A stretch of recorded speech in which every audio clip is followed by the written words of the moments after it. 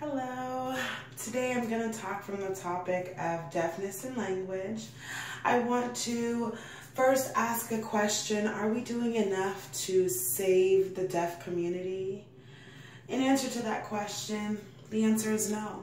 We're not doing enough to save the community because the community does not need saving. That's one thing that us as hearing have a hard time understanding about the hearing impaired. We believe that because they can't hear us or interact the same way that we can, that means that they're impaired or that they're disabled or handicapped to some extent. Here's the question. Yes, if there's one deaf person in a room full of hearing people, it may be a little difficult. That person may have to read lips, pay attention to the body language. They may even have to look at signs in order to understand what the person is saying. But here's the thing. If you, as one hearing person, is in a room full of deaf people, would you not have that same issue? So then the question becomes, does that make you disabled, handicapped, or impaired? No. It just makes you different.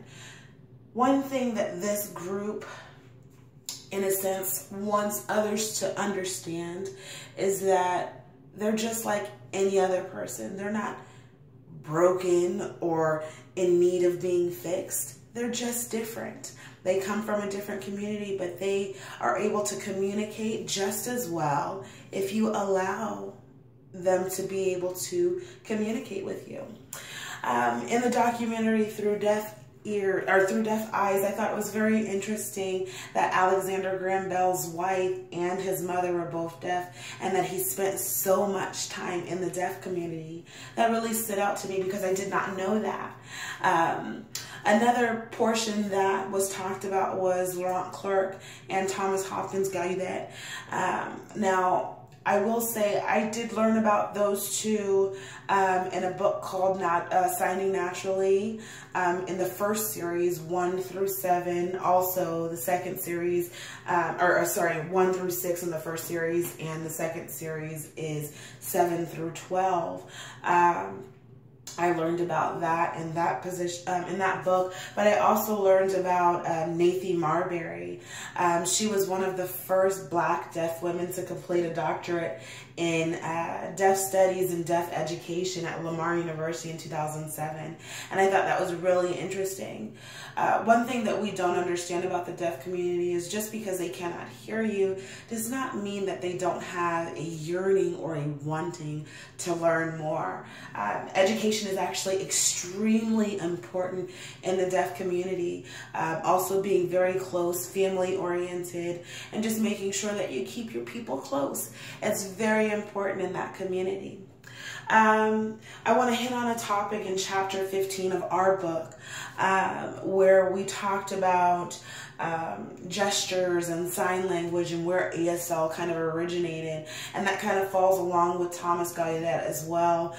It did begin, ASL was developed from FSL, which is French Sign Language, in Paris in the 18th century.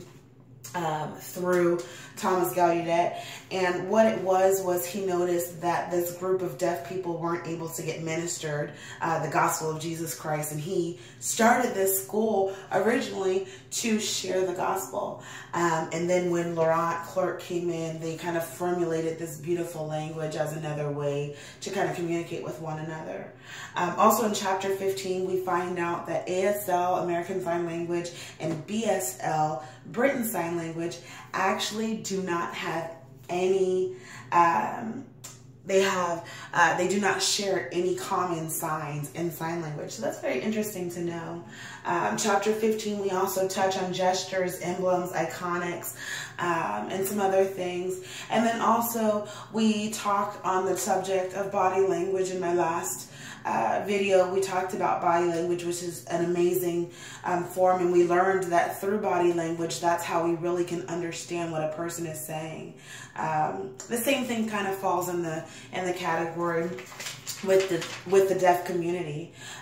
We also know that with the signing population, we have at least 500,000, if not 2 million, who are in that population, and it is steady growing. really quick before I end out, I want to talk about really quick 2 articles that I read about this deaf family.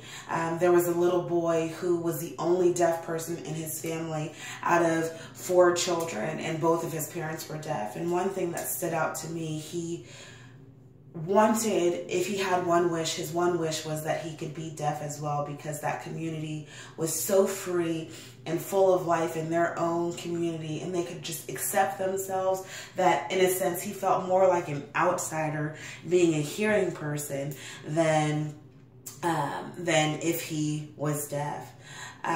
One thing I love about this community is they are so family oriented, and they are so willing and wanting to know more and more about their own culture. I think you should learn more.